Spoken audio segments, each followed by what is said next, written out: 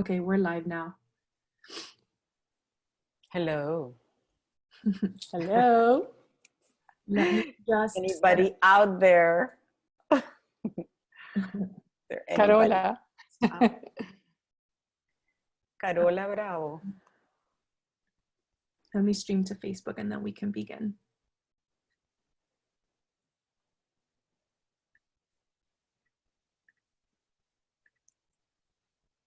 Thank you for popping in.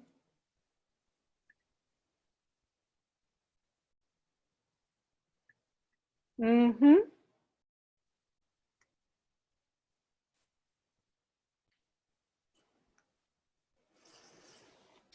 Well, we've already have 9 people. Where do you see that? On the bottom, it says participants. Now we have 10. We can't see everybody, so hi. Hi, everybody. This is nice to have you here. It's totally new experience. Yes. Totally new and surreal experience. Give me just a second because I almost streamed to my personal Facebook.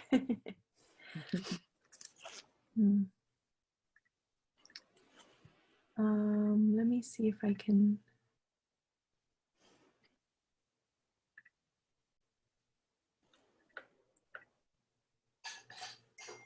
Okay, I'm getting it ready. I apologize for the delay. Tonya, Gabriela, everyone listening in. You are forgiven.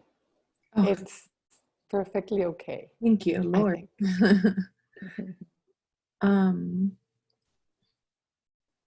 Okay, it's just preparing and then we can start in just a second.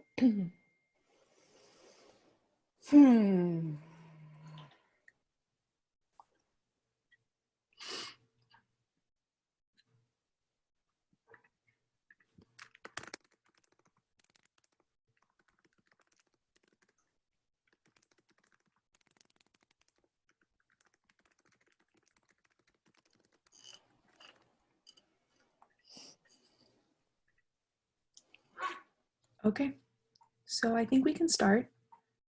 Tonya,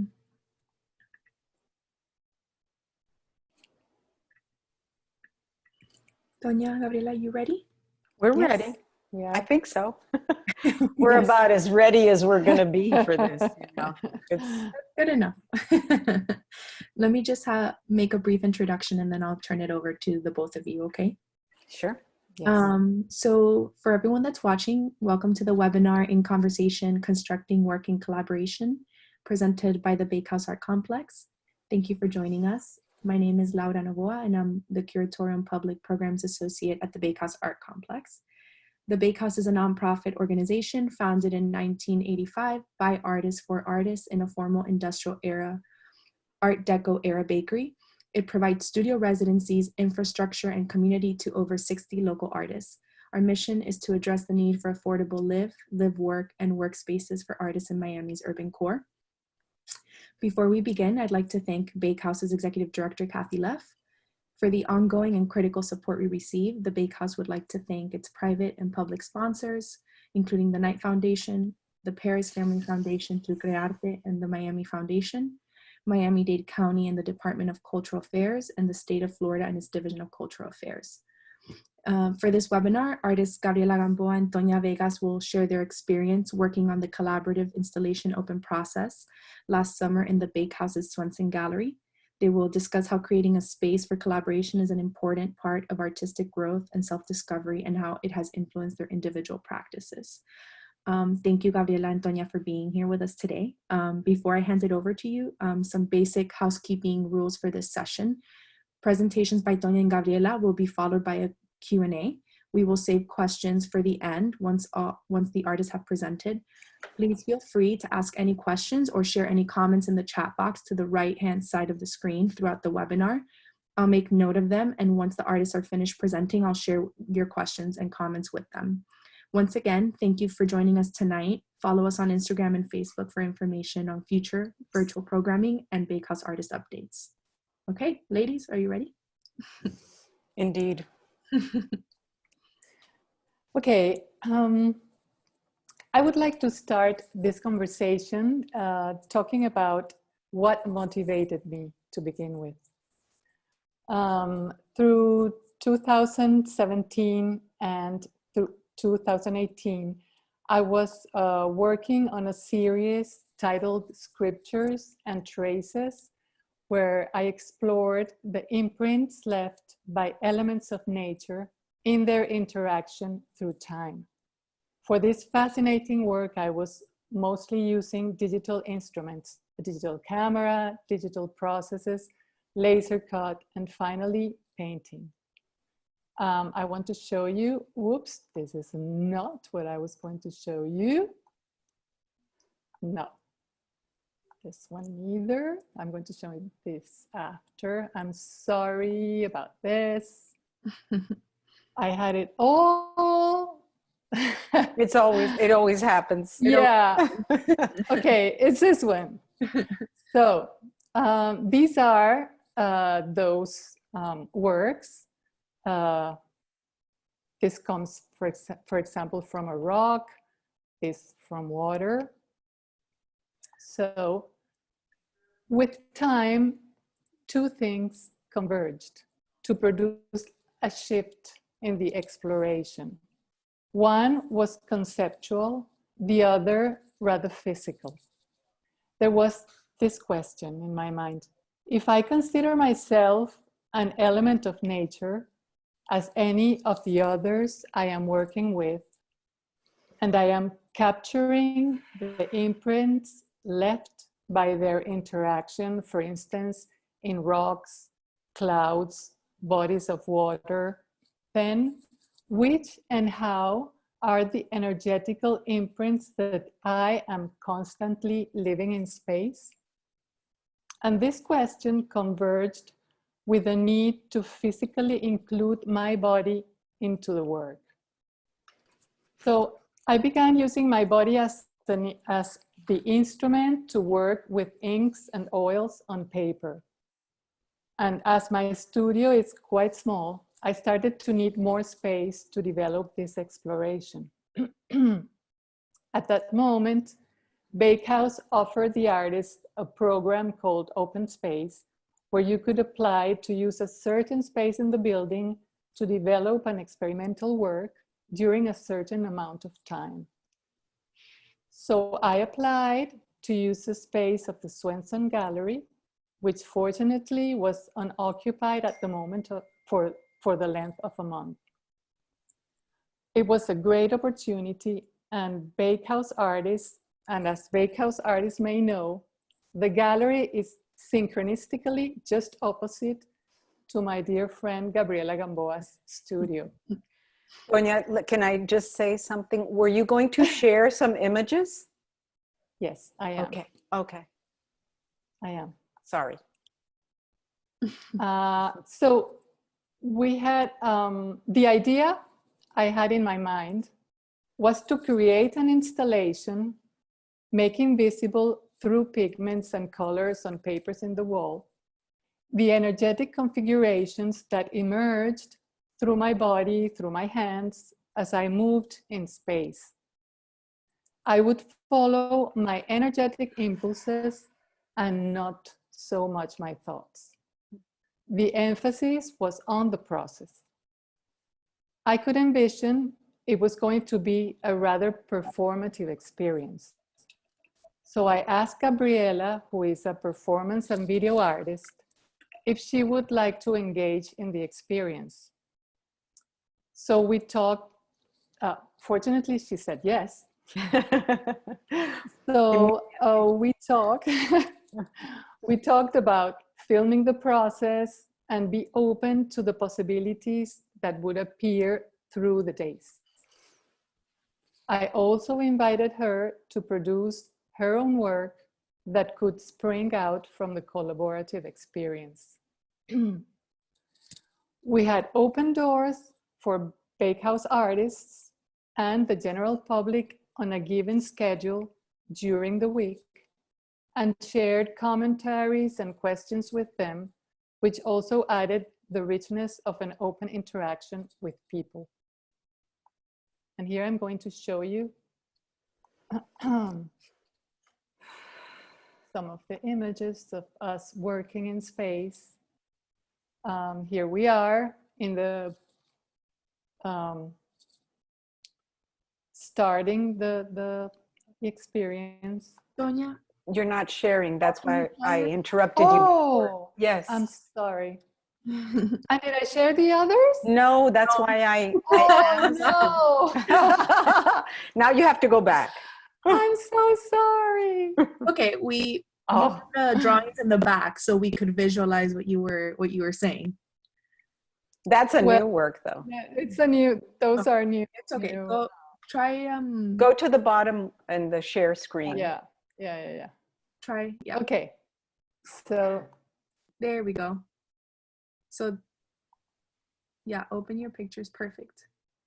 Yes. Yes. So So there you both I'm are. sorry about the other ones. It's okay. Here are both of us in the almost virgin space. Mm-hmm. Then we started to work in it. Here's Gabriela's camera capturing the moment. These are phases of the work.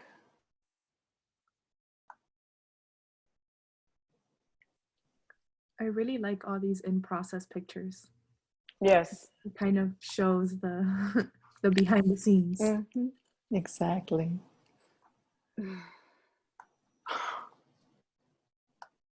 So the experience became much more interesting and nourishing than we ever imagined. Yes. We shared thoughts, sensations, dreams, poems, insights, our daily lunch, and the magical time of coffee. A connected sensorial and generative space was created by our different rhythms, approaches, and visions. It felt like we had weaved a resonant field from which multiple ideas and possibilities would spring. For me, the installation open process was the visible outcome of the experience, and Gabriela, at her own rhythm, created a series of videos. I'm going to show you more works, more images. I'm sorry about this, all this. It's all part of the process. Yeah. Of the open process, as it always is. So I love this photograph that Gabriela took. Here we are again, both of us. This is the final installation. Here we are giving a talk at the Bakehouse. And this is the installation full of boys and girls from the schools.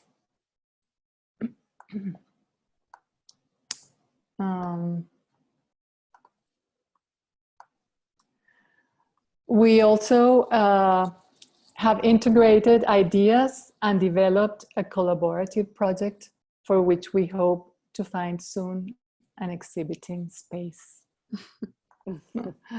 So you're saying that you're creating a new work or kind of working on something that developed from this original collaborative experience at the Bakehouse. So it's something almost like a second iteration or a continuation. Exactly. Indeed. We hope so. Oh, wow. Cool. I didn't know this. Yes. Well, now we've let the cat out of the bag. Yeah. So yes. Putting it out. And it's looking for a space. It's looking for a space. Hint, hint. I see. So Gabriela, do you want to go ahead? Yes, for me, the process was completely different because, like Tonya said in her introduction, she had been working on a series, and it was like an extension of what she was already doing.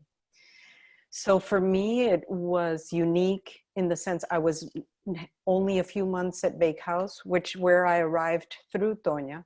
So I was already enjoying just the simple idea of having a space where other artists converge, which for me was very important at the moment because I had just left Venezuela and I was really adrift and not knowing where my work was going, really. It wasn't really going anywhere because I didn't have a space. But fortunately for video artists, the space isn't always essential. So when Tonya invited me, it was a moment to jump back into something for which I am very dear and close to, which is collaborative work, because people that have known me for a long time know that my initial work, the beginnings of my work was very performative, and I belonged to a group that did only performative and multimedia installations. So this added another aspect of what I was interested in doing. And the other advantage for me was that I was totally in for the ride. I was totally open to something which flowed very beautifully, like Tonya said. It was all very organic. It just kind of happened. And since I was so up for, well, let's see where this takes us, part of the day was employed in doing the documentation of what Tonya was doing. But then I could cross the hall and go into my studio and work on what I felt. But most of my work was not done in the studio. Actually, I did a lot of filming outside. I would go out and do my video work outside. Unfortunately, I didn't have anybody to record what I was doing, but it's not very glamorous anyway when you're just filming video. So that said, I actually want to backtrack to what was really the essence of how this whole project began, was that Tonya and I were driving along. Tonya, can you stop sharing your... Oh, She did. no, I am not. I am sharing? You No. are? Oh, no. Oh, sorry. Okay. Oh. Oops. Oh, that was... Oh, dear. Oh, dear. Oh, dear. I'm the one that can't find her place here. Okay. So I want to backtrack, like I said, and start where we really began, which was one day we were driving along. I don't know where we were going, and Tonya asked me if I knew who Marie Howe was, and the funny thing was that I did. I had worked with her in poetry, and we had translated one of her books in Venezuela. So I'm going to read the poem that initiated this because I think it's a good place to start. It's called Singularity, and it says this: do you sometimes want to wake up to the singularity we once were? So compact, nobody needed a bed or food or money.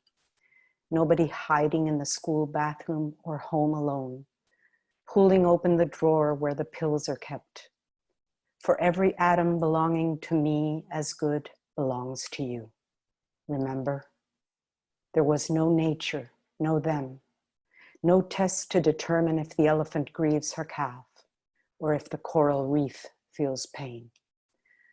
Oceans don't speak English or Farsi or French. Trashed. Would that we could wake up to what we were when we were ocean, and before that to when sky was earth and animal was energy and rock was liquid and stars were space and space was not at all, nothing. Before we came to believe humans were so important, before this awful loneliness. Can molecules recall it? What once was before anything happened? No I, no we, no one. No was, no verb, no noun, only a tiny, tiny dot brimming with is. All, everything, home. I also felt like it was important to read it because of what we're going through now. It seems like it's a circle that has been coming full circle is what I mean. So we started with this kernel of something that for me became very significant, very, very significant, because I literally started to work with the, oh, excuse me, I got a little bit emotional. I literally started to work with the words in tangible ways. The words became things to me. They became corporeal. So that was practically the basis of what I started to do as performances in nature, and how I was responding to what Tonya was doing in the studio, and how I was working through this poem and another poem that I'm not going to read, but that is that's also very beautiful, and that was also part of the work. But the real beginning was this. So also, what also seems so fascinating about that moment to me is that recently a friend of mine sent me a video where Marie Howe has made a reading, and they've done a video about this poem. And when I was listening to her, I was like, no, that's all wrong. What, you're reading it wrong. Like, I had already taken possession of this work. And I thought, that's actually what one wants people to do when they see your work. You want people to feel so identified or so into it that they can really feel like it's like it belongs to them. So I think with Tonya and I started to work a little bit like that, and it was very fluid. She spoke a lot about the conversations and the time we spent together, but we also had so much respect for our silences, and we were able to be together in silence and be creative, which was really interesting. And this collaboration was beginning to take on like a life of its own, where the end product was not nearly as important in the moment as the transit to get there, what we were going through in the process. So I'm going to show you also a little bit of one of the videos, which is not so easy to share as photographs because it also has sound, but hang on a second. If I find it, we always think we're ready, with this. Everything is set, but it's not. I had it here a minute ago and now it's gone, of course. And well, I think that, like Tonya said, the important part of this process was how we could see the transformation, not only of our work. Oh, I know what I wanted to say. And the two results were so different. Our methods are so different, but we were coming from basically the same place. But our transit together produced very different work, obviously. But it was the ability to have that dialogue, even though our mediums are different, our results are completely different, and we just let it flow. So you can see I can't find the video. Yes, please help me. Yeah. Get me out of here. It's like the what I can describe is that it's like more like a field. It's like a field that full of all these conversations, thoughts, totally. Silences. It's like a field from where the works sprung there. But it's like the fascinating thing for me was that, like, that poem that was the start really of our interaction creates that field, I don't know if I feel it like that. It's like an atmosphere. It's like something that covers you. That's what I remember. That's what I have of what we created. The creation was the process, and then other creations came out from there. Exactly.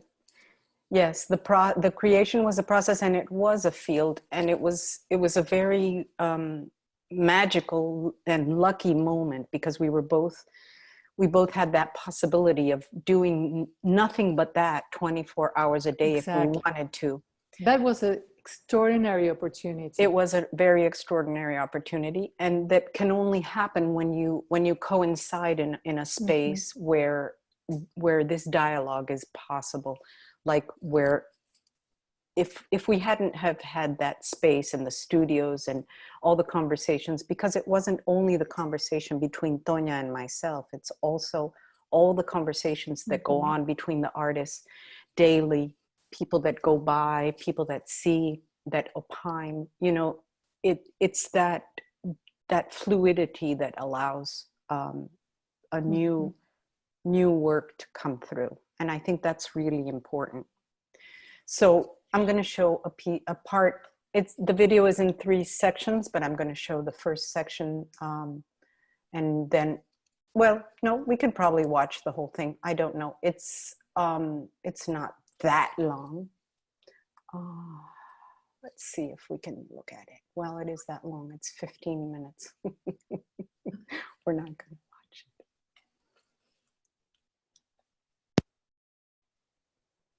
I don't know if you can hear the sound. Probably not.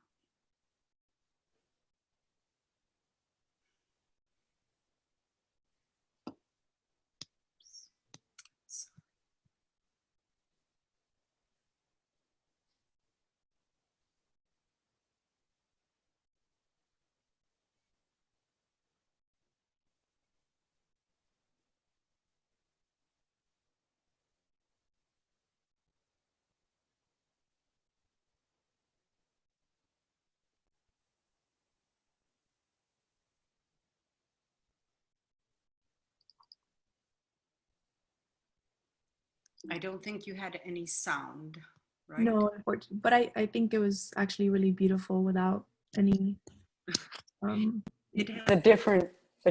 Yeah, and I mean, I think it's interesting because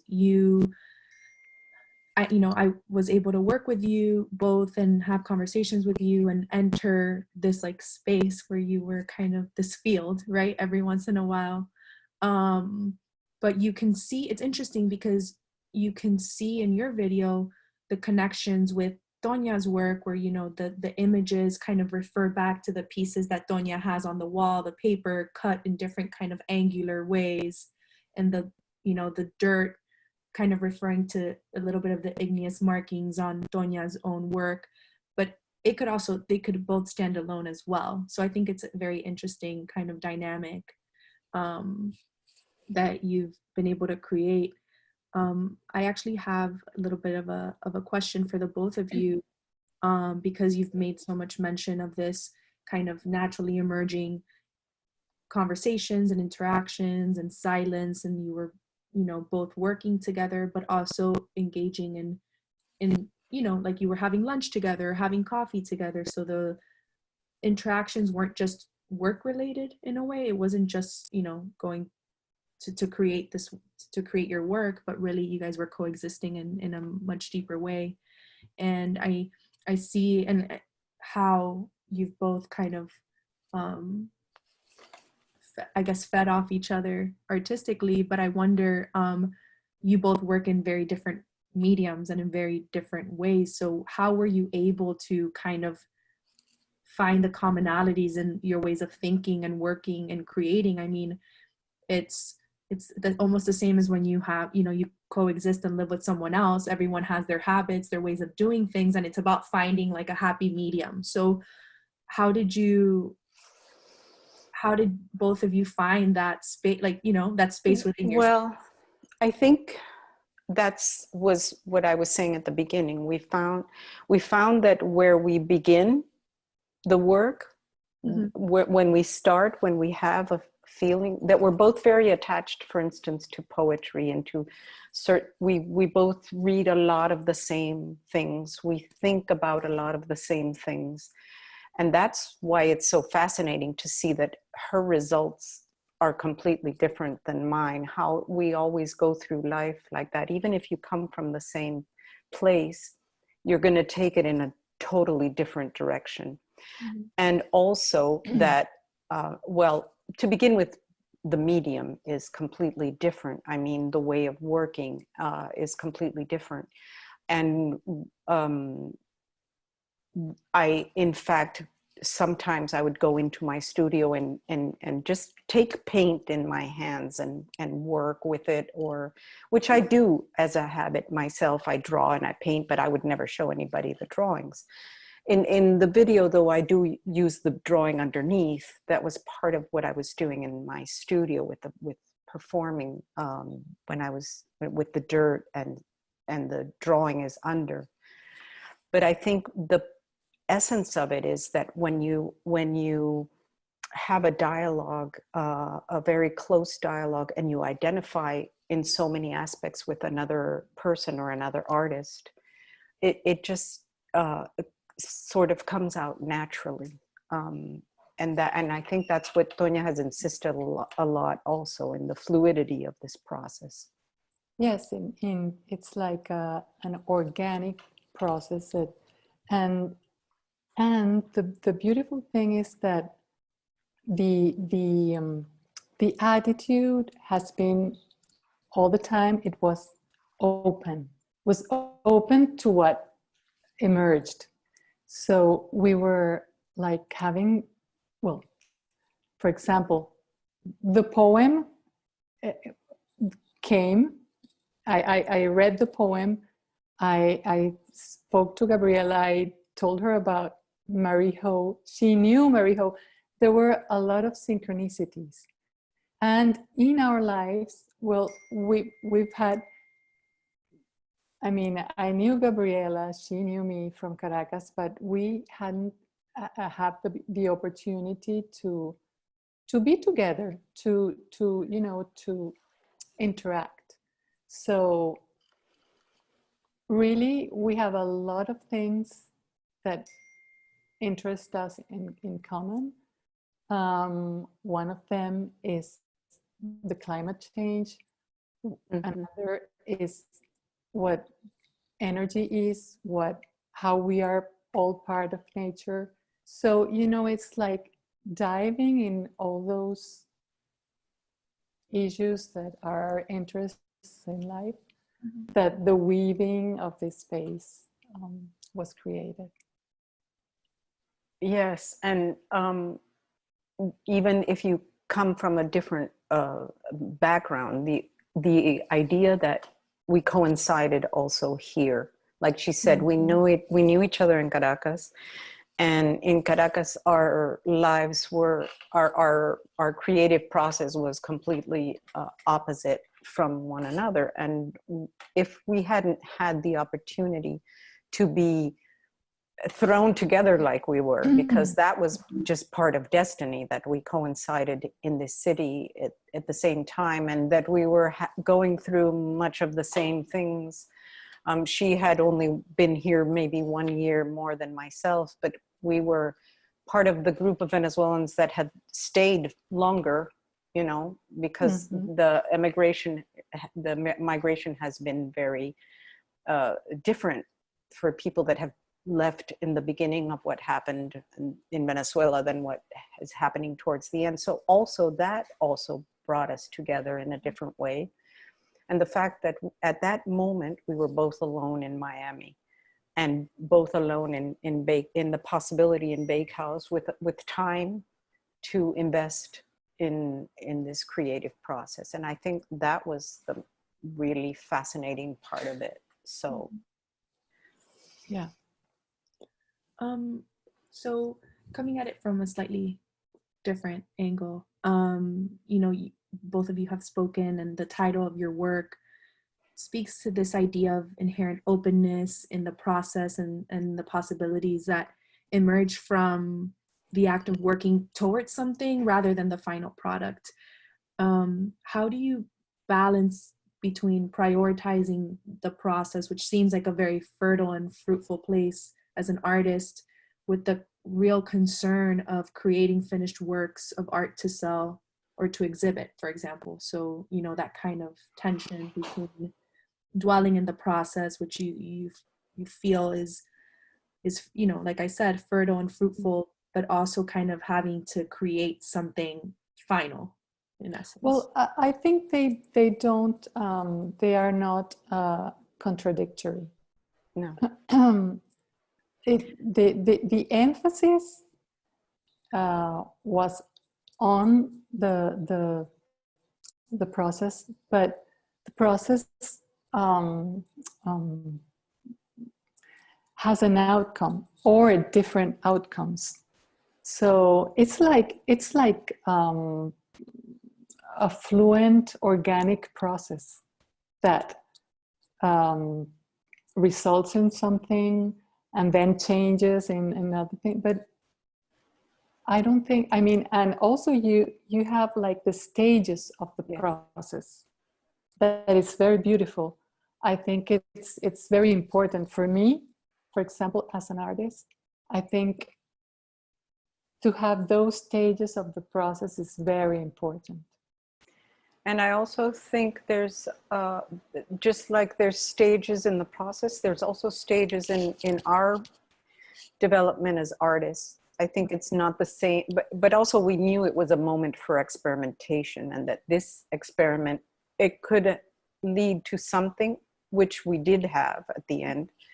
But I also think we did have it because we both have a maturity in our work. So it's not, we weren't just going into it without anything, but also that you know that it can go either way. You might not have anything, but that was the beauty of this process, was that when we finished, not only did we feel like, okay, but these 5 weeks or whatever it was are over, but we have a tangible thing here, but also we want to continue that tangible. We want it to grow into something else. We want to maybe make another experiment, or continue on this same one, which already speaks by itself. So I think they're not contradictory, but I think they're two different moments in the work. But I think both of us are very process oriented in our work. I think we have a lot goes into the time that we spend with the work and how it comes through. So but obviously we also need to sell. Yes. Or at least to, you know, be invited to talk about this. But there's also an invitation to the spectator. Yes. To enter the process, to feel the importance of the process everywhere. I mean, in life, in art comes from the reflection of life itself. So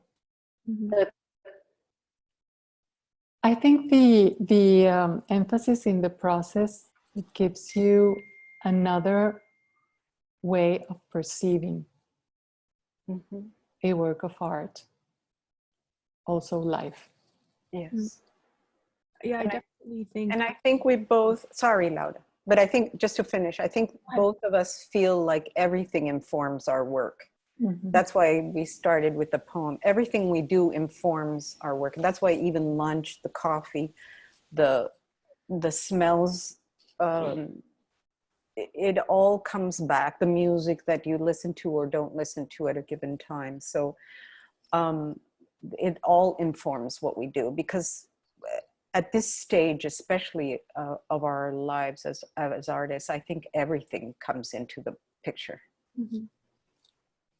No, I was going to kind of reiterate what both of you have said, that I think that's the beauty of a space like the Bakehouse. You're able, you know, whoever comes in is able to kind of either peek through a window to see someone's studio if they're not there, or talk to an artist if they're working in their space. And it's really this focus on the process, on this kind of the behind the scenes that you don't see if you walk into a gallery space or a museum, where you see the final product, right? And being able to witness artists at work is in its own way something really beautiful, and something that I think is like I said, you can't see everywhere. So I think it's something special, something like what Bakehouse can show, give the spectator or the viewer or the visitor that kind of unique experience. Definitely, definitely. Because for instance, in Venezuela, we don't have a space like that where everybody where there's such different artists working in the same space, which is also important because you need that other perspective of very different avenues and inputs that are necessary. Yes, and approaches that are necessary for growth. And the other important part is that growth, because I think both Tonya and I approached this as a moment for growth. Yes. And by approaching it like that, that's what happened. I think we both felt like, oh, this has been nutritious and uplifting, and just has allowed the work to grow individually as well. Because I think then we went back to our spaces. Exactly. And then we were in a different place too, because we could approach our work with a new perspective or a new way of looking at it. I just want to end the conversation reading a short comment that we have from one of the attendees. And it says, regarding the poem you read earlier, Gabriela, that the poem speaks to this moment for me. Indeed, though I knew the poem, I hear it differently now with this virus. We are also connected, so another part of each other, our singularity bubble has been challenged. So to end the conversation, could you just kind of speak to where you're at in terms of this situation, and what you would kind of recommend or say or inspire in other artists that are going through this moment? Well, for me, it has been different. I mean, at the beginning, I was like paralyzed, I think, trying to understand or feel where was I. I mean, after I started to feel the need of silence, and it was perfect because we were confined. So I started to work very small and with what I had. I went to Bakehouse, fetched some watercolors and paper, small paper, and started to work. And very interesting because it was with the least things.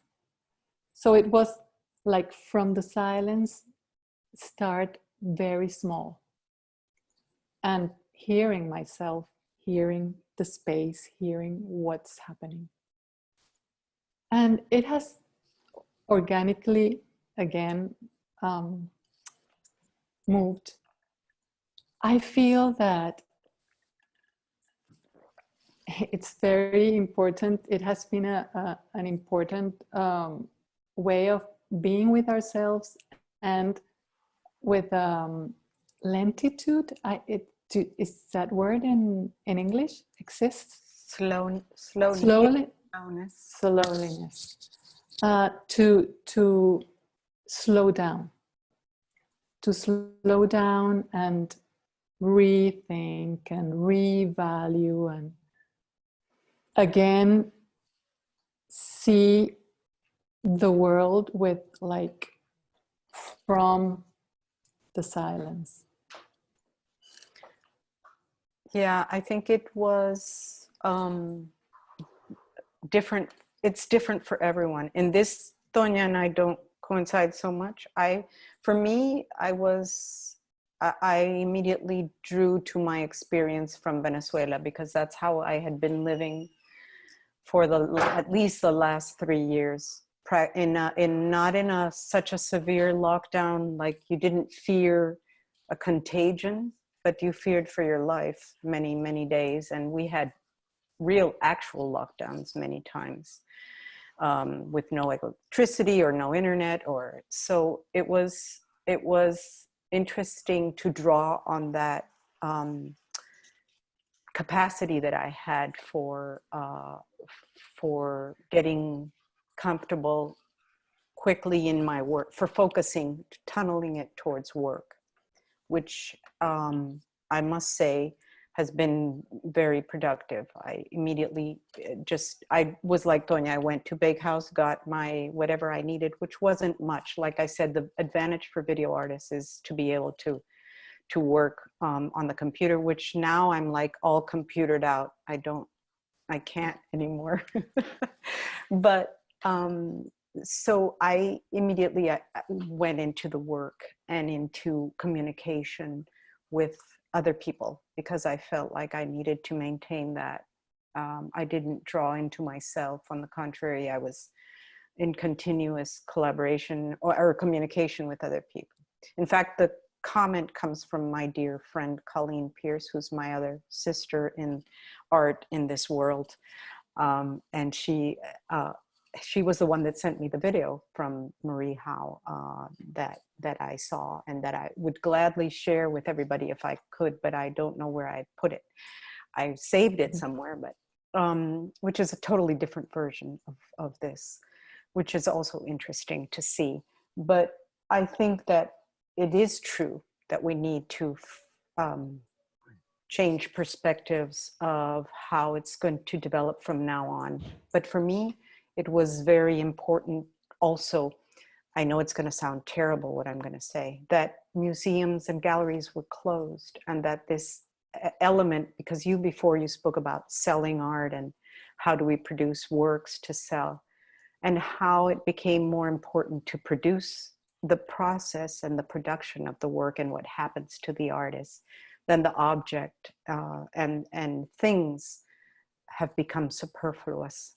And I think that's so important, that then we need to understand the difference between making the work of art and what goes into making it, and just obtaining a piece of art for decorative purposes, or for whatever reasons. So I think that that's one of the things that have come to pass with this situation, that we have to reevaluate our relationship to the outside world, to what commercial world, to everything that goes on around us. Well, like Tonya said, to whatever goes on in the planet, which is basically the most important thing we have to figure out right now. So I think that it's been a different experience for each artist, I think. And also in time, it's been different. Now we've been here now we're tired. The cycle changes as well. The first month was something, the second month is something different. And I think it's important to respond to that as well. How do we go about now? How do we re-enter the world? And also that fear of going back outside. Because that's the interesting of the process, of looking at the process of things, of yourself, of your movements, of how things move, and not the things in itself, the fixed things, because everything is moving all the time, and everything is a process all the time because it's moving. So I think that gives us flexibility, also to our perceptions, I want to show just the last part of the video as well. Sure, we'll end on that note. I think. Can I do that? Yes. Can you screen share? It's very short. It's very short. It's called The Elephant Grieves.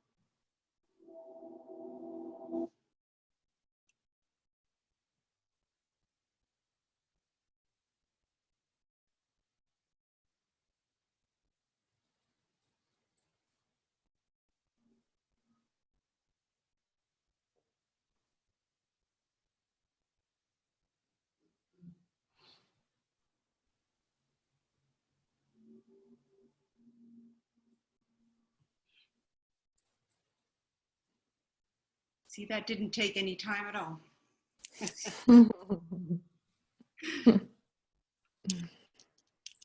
And I think that's a really beautiful way to end our discussion. I thank you both for taking the time.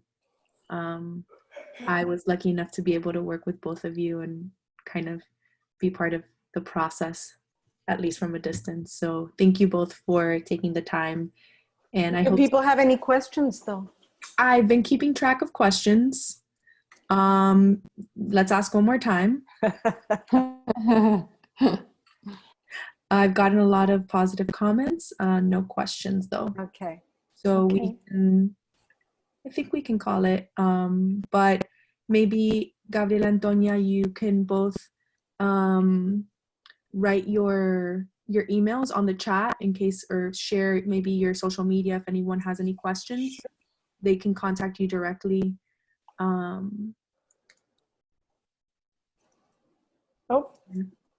how to write. And potentially continue the conversation with you. Oh, sure. And, Sound good? Yeah, sounds good to me.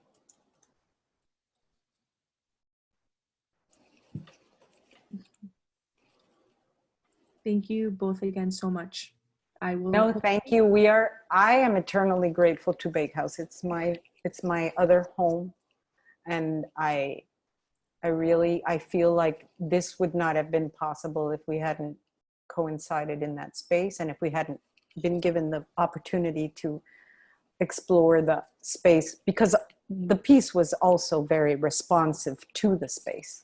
So yes, I think it's important. Well, I'm glad you're part of the Bakehouse. I'm sorry, but I can say the same as Gabriela with respects to Bakehouse. I really feel that there is a community, and you can feel the community in Bakehouse, and also possibilities to work such as this one.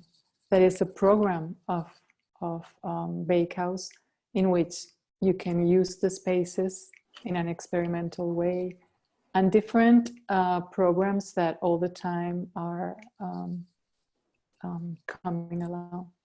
Yeah, it has its wonderful, I mean, in fact, we're such a community that sometimes we forget to work and we just hang out. We go there, and it's so good also. And we just make coffee and talk. Yes, because like I say, all of that informs the work. Yes, it does. It really does. It's awesome. Well, this makes me miss both of you and the Bakehouse. Me too. Hopefully we'll be together again soon. With our masks. Will we recognize ourselves? Yeah. Alrighty, well, thank you everybody that came to hang out with us. It's been fun. Thank you everybody. Thank you both again. Bye. Bye.